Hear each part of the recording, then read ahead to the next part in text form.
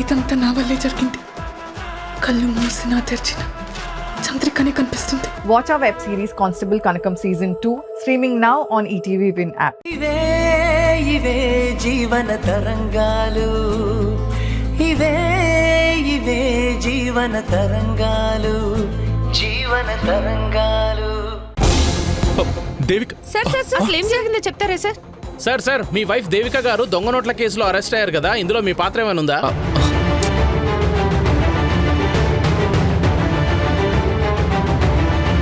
దేవిక గారు కమిషనర్ అయ్యుండి దోషాలు వంటి మూఢనమ్మకాలను నమ్మడం పట్ల మీ అభిప్రాయం ఏంటి సార్?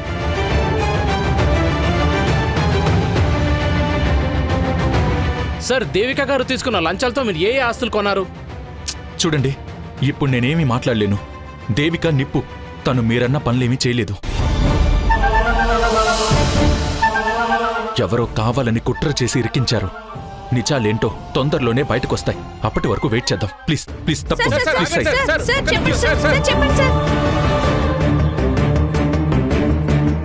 దేవిక దేవిక దేవిక కళ్యాణ్, దేవిక, ఎంత ఎంత ఘోరం జరిగిపోయింది దేవిక. నువ్వు లంచం తీసుకోవడం ఏంటి దేవిక? నిన్ను ధైర్యంగా ఫేస్ చేయడం చేతకాని ఈడియట్స్ ఇలా దొంగ దెబ్బ కొట్టారు. నిన్ను ఇలా చూడాల్సి వస్తుందని నేను కల్లో కూడా అనుకోలేదు, కళ్ళలో కూడా అనుకోలేదు. ఆగండి కళ్యాణ్, అయ్యో ప్లీజ్.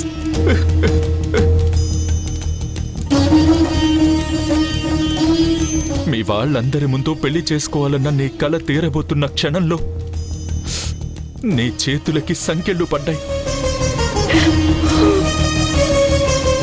దేవిక, నువ్వు ఇలాంటి పని చేశావని అందరూ తల ఒక మాట మాట్లాడుతూ ఉంటే నా తల తీసేసినంత బాధగా ఉంది దేవిక.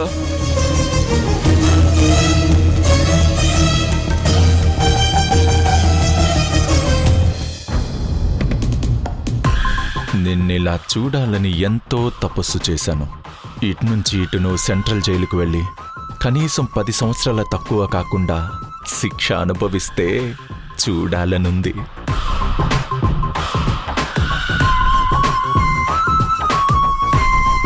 కళ్యాణ్, దోషం వల్ల మీకేమీ జరగకూడదని చేసుకుంటున్న ఈ పెళ్లిలో 3 ముళ్ళు పడక ముందు ఇలా పోలీస్ స్టేషన్ మెట్లెక్కి రావాల్సి వచ్చింది. నేను ఎలాంటి తప్పు చేయలేదు కాబట్టి తప్పకుండా నేను బయటకు వస్తాను. కానీ ఈలోగా మీకేమైనా ప్రమాదం జరిగితే నేను తట్టుకోలేను. నా బాధ భయమంతా మీ గురించే. ఎలా ఉంటారో ఏంటో అనే భయం. దేవిక, నువ్వేం అధైర్యపడద్దు. నాకేం కాదు దేవిక. సిటీలో టాప్ మోస్ట్ లాయర్తో మాట్లాడాను. దేవిక, నీకోసం బెయిల్ తీసుకొస్తానని చెప్పారు. ఇంకొద్దిసేపట్లో లాయర్ బెయిల్ తీసుకొచ్చి నిన్ను రిలీజ్ చేయిస్తారు. నేను చేయిస్తాను దేవిక. నా కోసం మీరెంతో కష్టపడుతున్నారు, మీరు బాధపడుతున్నారు.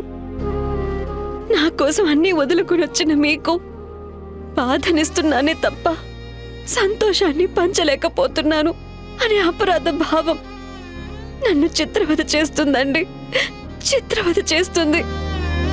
దేవిక, నాకేమైనా పర్వాలేదు. నువ్వు మాత్రం నిర్దోషిగా బయటికి రావాలి. నీ మీద కుట్ర చేసిన వాళ్ళ అంతు చూడాలి.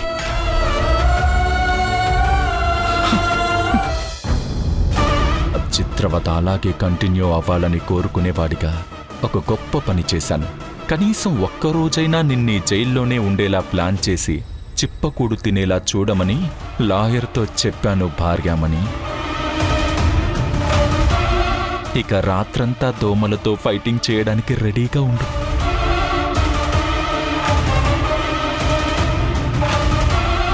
మీరిలా బాధపడితే ఎలా అండి? నేను అరెస్ట్ అయినందుకు అక్క వాళ్ళందరూ కుదేలైపోతున్నారు. మీరే వాళ్ళకి ధైర్యం చెప్పి నేను బయటకు వస్తానని అంతవరకు ధైర్యంగా ఉండమని ఓదార్చండి. మన పెళ్లి జరిగిపోయి ఉండుంటే ఇలాంటి కుట్రని లెక్క చేసుండేదాన్ని కాదు. అయినా పర్వాలేదు, ఇలాంటి కుట్రలు కుతంత్రాలకి భయపడే రకం నేను కాదని వీళ్ళకి తెలియజేస్తాను. నా మీద చేసిన నేరం ఆరోపణను అబద్ధమని నిరూపించి చావుకైనా వెనకాడనని నిరూపిస్తాను. మీరు నా వైపు ఉంటే చాలు. ఇలాంటి కేసులు నా మీదకి ఎన్నొచ్చినా అనువంత కూడా నేను వెనకడుగు వెయ్యను. సార్, బెయిల్ తీసుకొచ్చారు కదా, అర్జెంట్గా ఎస్ఐ గారికి బెయిల్ పేపర్స్ ఇచ్చేసి దేవికని రిలీజ్ చేయమని చెప్పండి. ఫాస్ట్గా, త్వరగా ఇచ్చేయండి. సారీ కళ్యాణ్ గారు, బెయిల్ ఇంకా రాలేదు. వాట్? లాయర్ గారు ఏం మాట్లాడుతున్నారు? ఎంత ఖర్చైనా పర్లేదని చెప్పాను కదా, మరి ఎందుకు ఇంకా బెయిల్ రాలేదు? కోప్పడకండి సార్. జడ్జి గారు 2 రోజులు సెలవు మీద వెళ్ళారు. రేపు ఉదయాన్నే వచ్చేస్తారు. రాగానే బెయిల్ ఇచ్చేస్తారు. Don't worry sir. మీరేం చేస్తారో నాకు తెలీదు. చూడండి, ఈ క్షణమే దేవిక రిలీజ్ అవ్వాలి. ఏం చేస్తారో నాకు తెలీదు. విడిపిస్తారా లేదా? నా దేవిక లేకుండా నేను బతకలేను. చూడండి, నా దేవికి ఇప్పుడే బయటికి రావాలి. కళ్యాణ్, ప్లీజ్ లాయర్ గారిని వదిలిపెట్టు. ఇలా మిస్బిహేవ్ చేయడం కరెక్ట్ కాదు. నువ్వు తప్పు చేస్తున్నావు కళ్యాణ్. ఆవేశపడద్దు, ప్లీజ్ కామ్ డౌన్.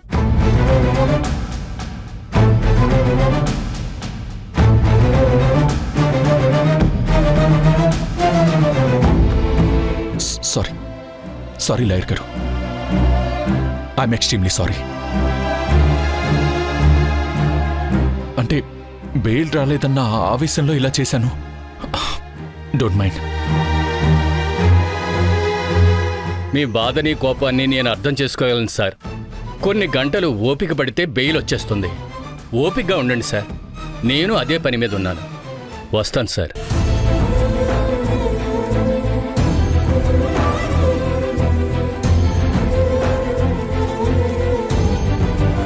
కళ్యాణ్, మీరు కూడా ఇంటికి వెళ్ళండి. అమ్మ వాళ్ళకి ఈ విషయం చెప్పి ఓదార్చండి. బెయిల్ వచ్చేదాకా నేను ఇక్కడి నుంచి కదలను. దేవిక, అప్పటి వరకు ఇక్కడే ఉంటాను.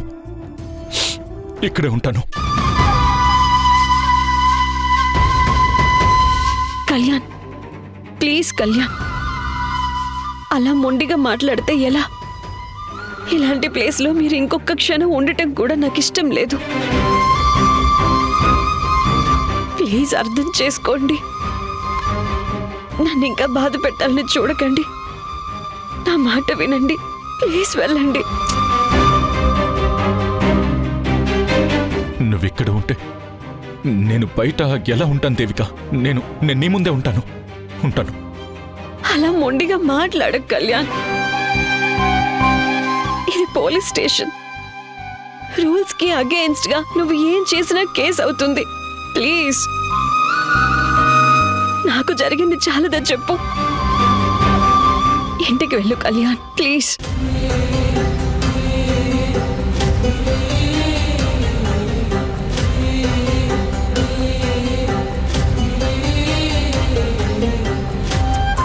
దేవిక, రేపు ఉదయం బెయిల్ వచ్చే వరకు నాకు క్షణం ఒక యుగంలా గడుస్తుంది.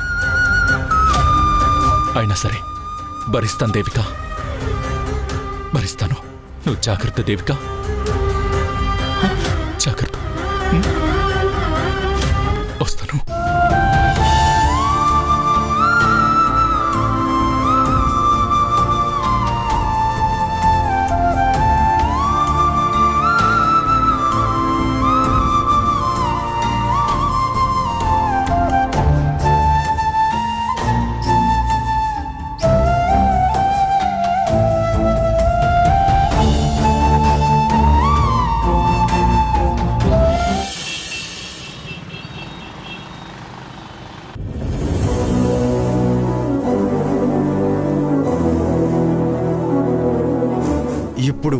మొత్తం ఈ రఘురామ్ కొడుకు ఒక ఆడదాని చేతిలో దెబ్బలు తిన్నాడని కోడే కూస్తున్నారు.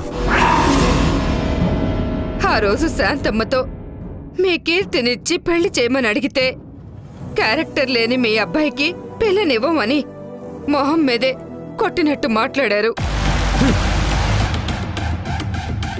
ఆ కీర్తి కొట్టిన వీడియో మా నాన్న వాళ్ళు చూడకూడదనుకున్నాను, కానీ చూసేశారు.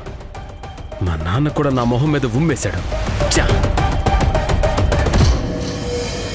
వదలను కీర్తి, నిన్ను వదలను.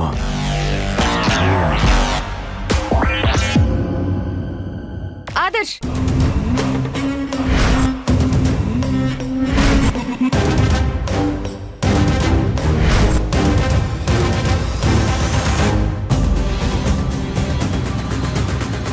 నీకోసమే వెయిటింగ్ కీర్తి.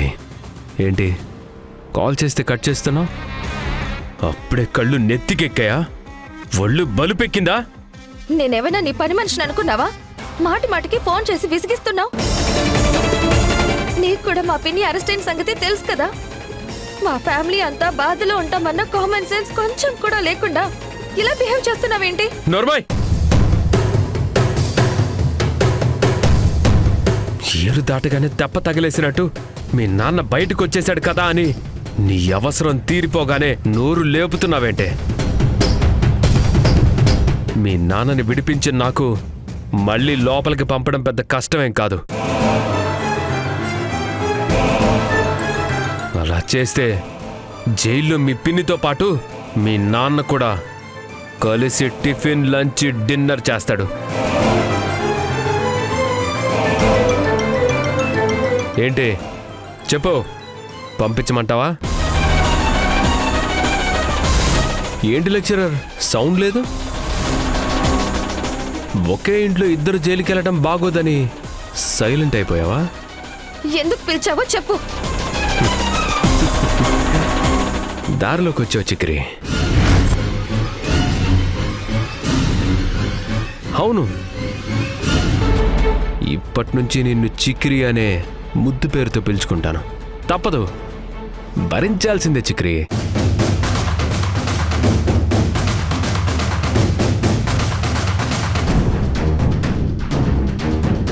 నువ్వు కోపంలో కూడా చాలా అందంగా ఉంటావు చిక్రి. ప్లీజ్ ఆదర్శ్, అక్కడ మా వాళ్ళంతా బాధలో ఉన్నారు. లేట్ చేయకుండా ఎందుకు పిలిచావో చెప్పు. చెప్తా.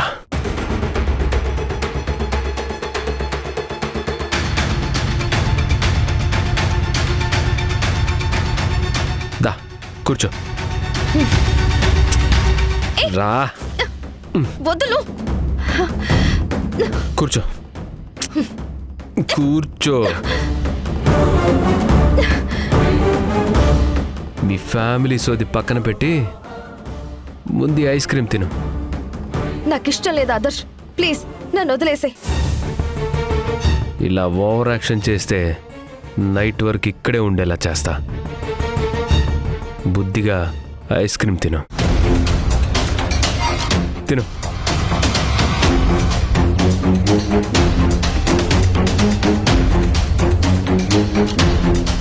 తిను.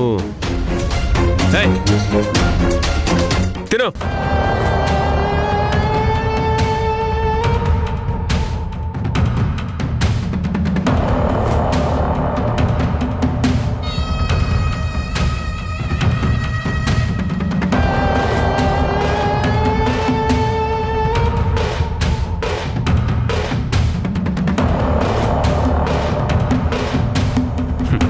ఈ ఐస్ క్రీమ్తో నీ కోపం మొత్తం ఎగిరిపోతుంది.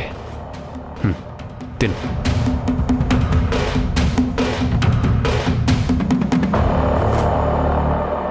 అరే, లిప్స్ క్రీమ్ అంటుకుందే, నేను క్లీన్ చేస్తాను. Stop it.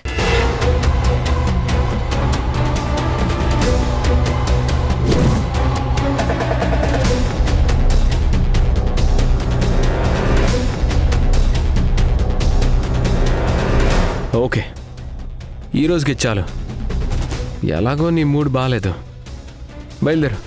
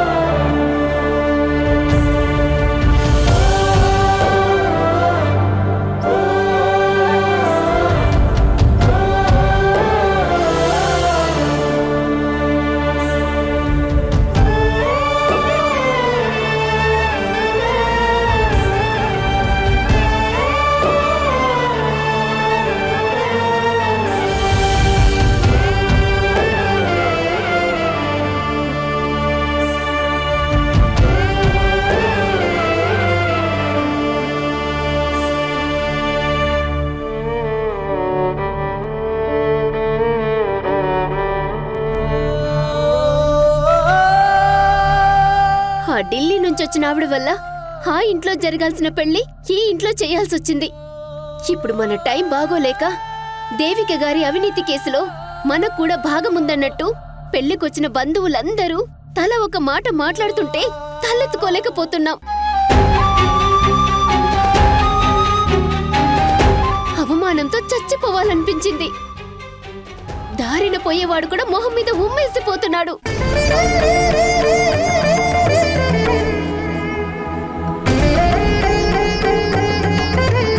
ఎవరో చేసిన దానికి మనం బలయ్యాం. ఈ కర్మ ఏంటో నాకు అసలు అర్థం కావట్లేదు. గ్రహచారం బాగోలేనప్పుడు కొన్నిసార్లు ఆ దేవుడికైనా బాధలు తప్పవు. అలాంటిది మానవ మాతృలో మనమెంత.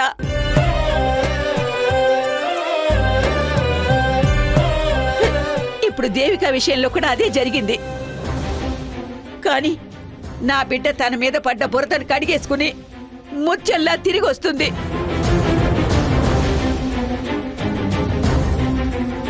తను ఎంత నిజాయి పరురాలో నిరూపించుకుని అందరి నోళ్లు ముయిస్తుంది.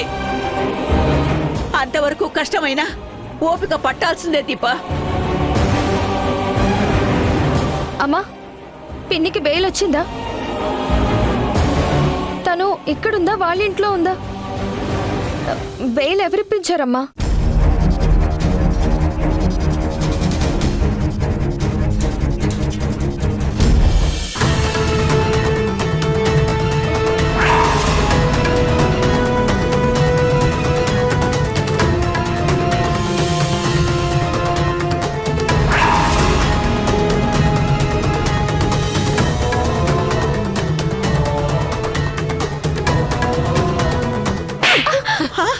అమ్మా, నోర్మోయ్!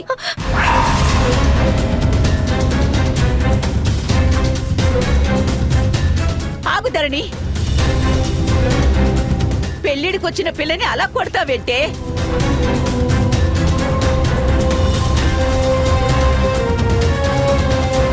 నేను తనని గాజులు అడిగినప్పుడు ఇంట్లో పెళ్లికొచ్చిన వాళ్లలో దొంగలుంటారు, బ్యాంకు లాకర్లో భద్రంగా పెడతాను అని గాజులు తీసుకెళ్ళింది.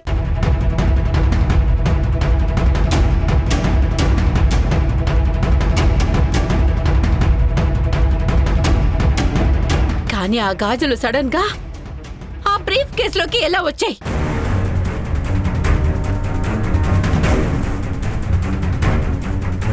ఇది అడగకుండా ఎలా ఉండమంటావు అమ్మా? చెప్పవే, చెప్పు.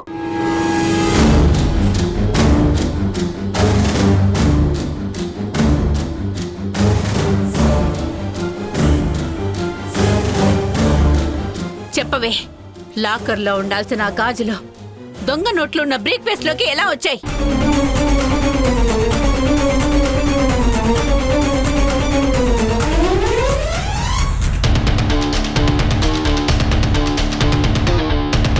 అవునే, అవి నీ గాజులే. అసలు అందులోకి ఎలా వెళ్ళాయే?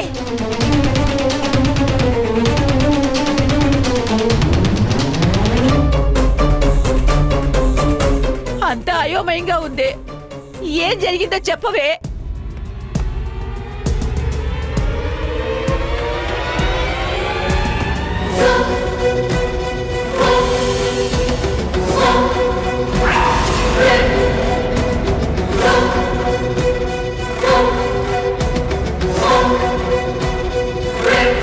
అమ్మ వాళ్ళు అడుగుతున్నారు కదా, సైలెంట్గా ఉన్నావేంటి?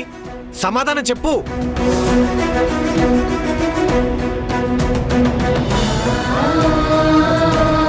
ఇంటి పరువు కన్నా నీకు గాజులే ముఖ్యమని తీసుకెళ్ళావు కదే.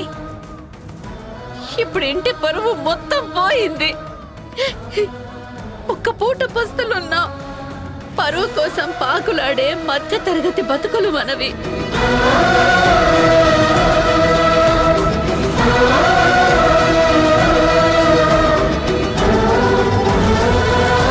ఇప్పుడు జరిగిన దానికి తల తెంచుకొని బ్రతకాల్సిన దుస్థితి వచ్చింది.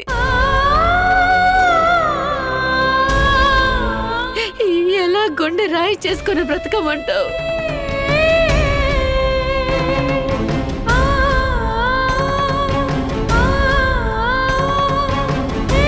దేవిక తన డ్యూటీని ఆరో ప్రాణంగా భావించి సిన్సియర్గా బంధాలకు బంధుత్వాలకు లొంగకుండా నీతి నిజాయితీలతో పనిచేసే మనిషి.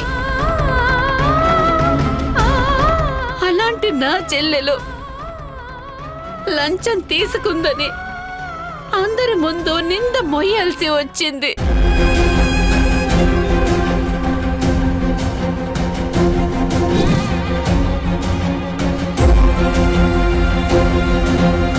ఆ నిందకి తన మనసు చచ్చిపోయి ఎంత వేదన అనుభవించుంటుందో నీకే తెలుసు.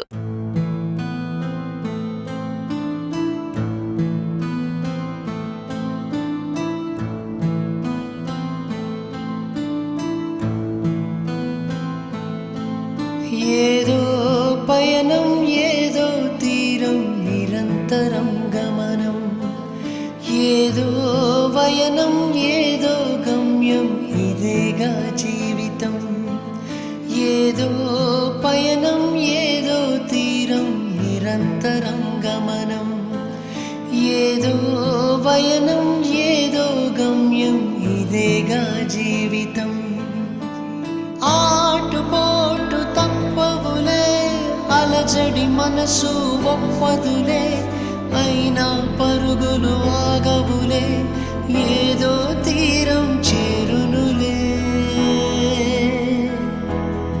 ఇవే ఇవే జీవన తరంగాలు. మా తండ్రి గారికి తెలిసే ఇదంతా జరిగిందన్నమాట. తండ్రి కూతురు కలిసి నా చెల్లెల్ని జైలుకెళ్లేలా చేశారా? అపార్థం చేసుకుంటున్నావు తరణి. మరి నిజమేంటో చెప్పండి.